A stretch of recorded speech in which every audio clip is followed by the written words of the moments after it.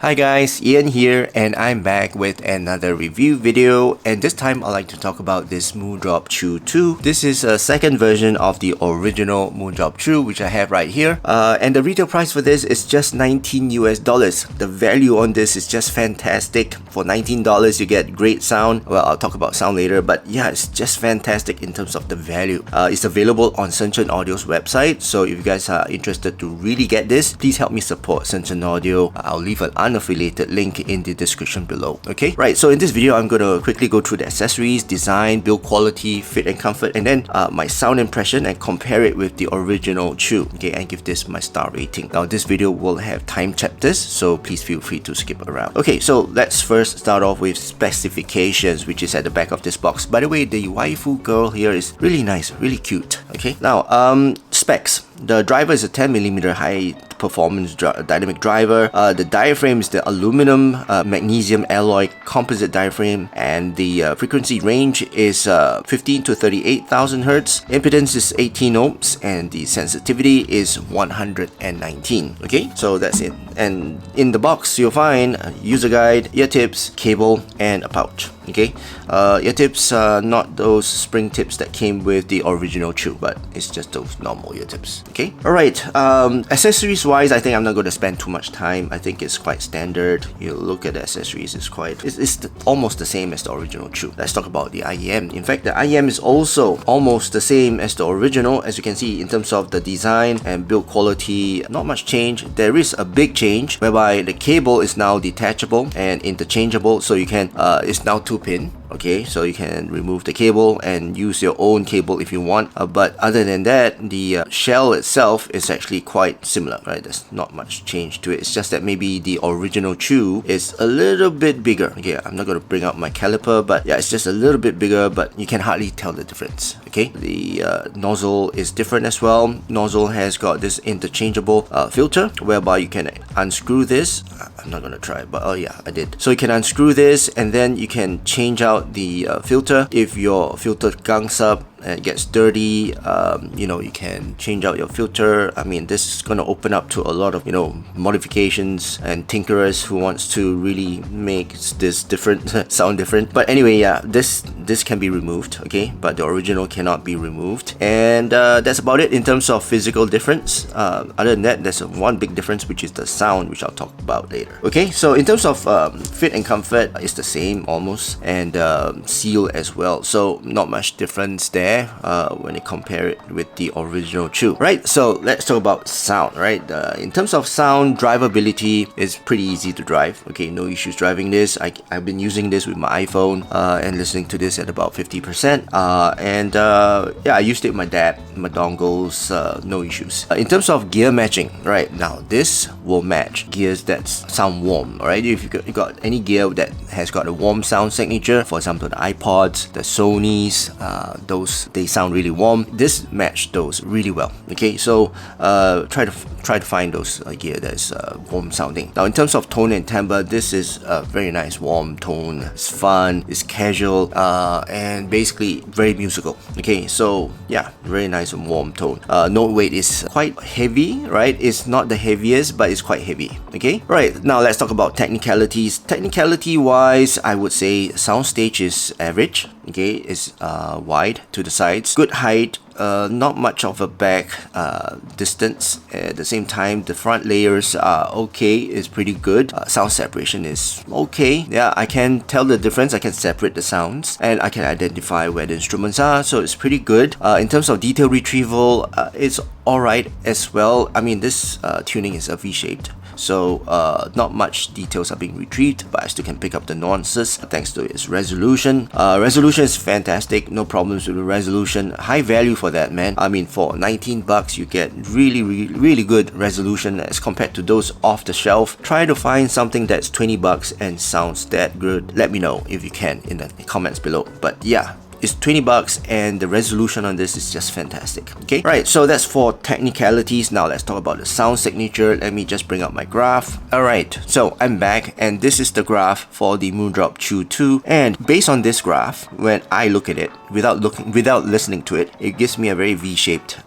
tuning. So bass heavy and treble heavy. So you get this valley here where all the details and the mids and the instruments and the vocals are recessed. Okay, so you got focus on the bass and the treble, but the mids are somehow veiled by this too, which is true. Okay, so when I listen to this, alright, it gives me a lot of bass, not a lot, but enough to veil the mids, and the treble is really bright. Okay, it's pretty good, okay, as compared to its original. The original has got not such a bright treble, but it's actually more area, which I'll come to later. Okay, so let's first talk about the sub bass. Sub bass is elevated, is forward, is extended, it's got good warmth as well, is, I would say, fun. Okay, a fun kind of sub bass. The rumble is really fun, it's got good texture, and overall a very engaging rumble. Okay, not to a bass hit level, okay, but it's good enough to be fun and warm. In terms of the mid bass, this is thumpy, very impactful, and also is heavy in the note weight. It does bleed into the mids, and well, overall the bass region here is more prominent and more pronounced as compared to its original. So when you listen to this is actually a different sounds different from the original. Okay, the bass here makes a big difference. Now in terms of the mids actually are recessed, as you can see.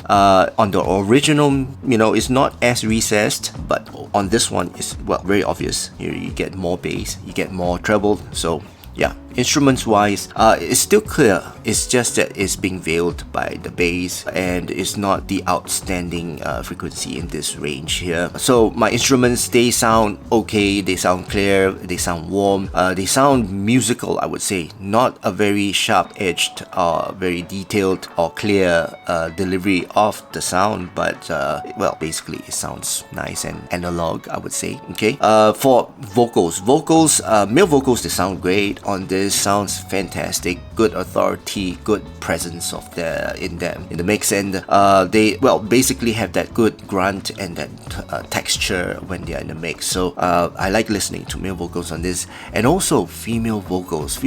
They sparkle. Yeah, surprisingly, they sparkle. Good presence as well. The low end helps the female vocals, you know, bring out the lower octaves a little bit more, but they sound a little bit, well, I would say matured. Okay, this tuning will give female vocals a sound a bit more mature, but they have that brightness there, that energy there, and that engagement in overall presentation of the female vocals. So in terms of vocals, they both sound great. It's just that it's veiled by the bass. Okay, now treble is very nice, and I have no issues with this new tuning of the treble. Good gain, good energy. At the same time, it's bright, it sparkles, it's got good natural roll off as well. So overall, when I listen to this, it sounds really natural, right? Simple strikes and hi-hats, they sound really nice and natural. There's no odd peaks and odd airiness to it. It rolls off really nicely. Simple strikes, or you know, the simple crashes, it just fades away very naturally. So very nice treble. I like the treble here as compared to the original. Original is a little bit peaky at the tail end here, but yeah. So anyway, the presence is bright. It's not very bright, but it's good enough to be bright. Okay, as I mentioned earlier, this is just my coupler's artifact, but yeah, this is, it's not there. Okay, it's not sibilant. In fact, this is not a peak, right? This is still below the gain, the overall treble here. So yeah, I think treble wise, very nice. Okay, so overall, I would say this is a fun, musical, warm and casual listening experience when I listen to this Moondrop CHU 2. A very different listening experience when I listen to the original CHU. Okay, so for this, I'll give it a 3 stars out of 5 stars. But because of the value that it produces, I'll give it an extra half a star. So this is a 3.5 stars out of 5 stars.